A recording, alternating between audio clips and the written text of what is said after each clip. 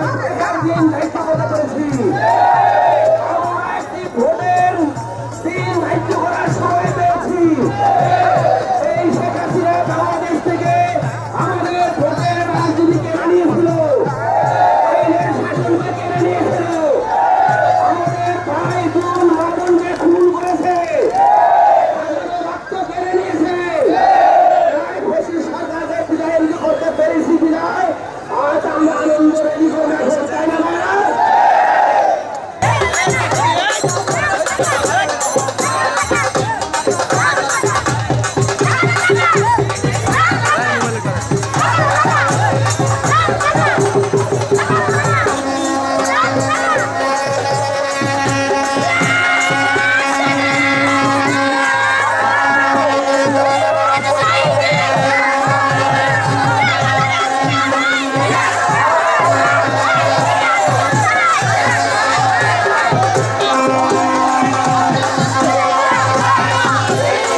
আমি জাহিদ হাসান, সাবেক 19 নং ওয়ার্ড বিএনপির জয়েন্ট সেক্রেটারি, বনানী সুপার মার্কেটের ব্যবসায়ী এবং বিএনপির নেতা।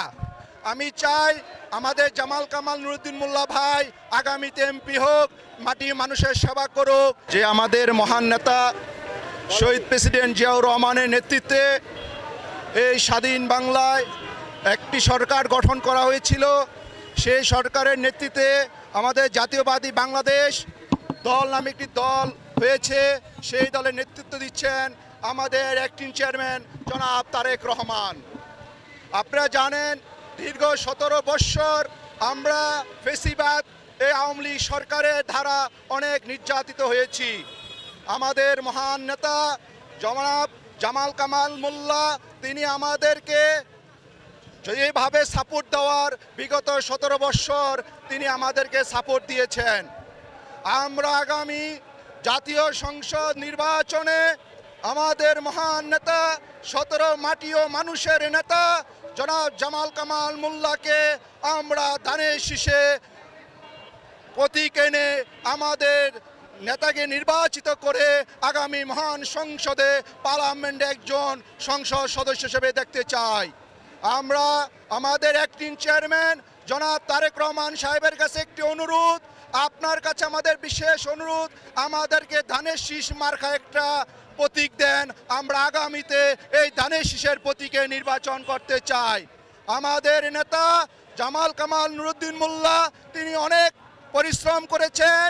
এই 17 আসনের মাটি ও মানুষের নেতা আমাদের জামাল কামাল মোল্লা, ওনার জন্য আমরা আশা করি আমাদের অ্যাক্টিং চেয়ারম্যান স্যার ওনাকে আগামীতে ঢাকা 17 আসনে মনোনয়ন দিবেন ইনশাআল্লাহ।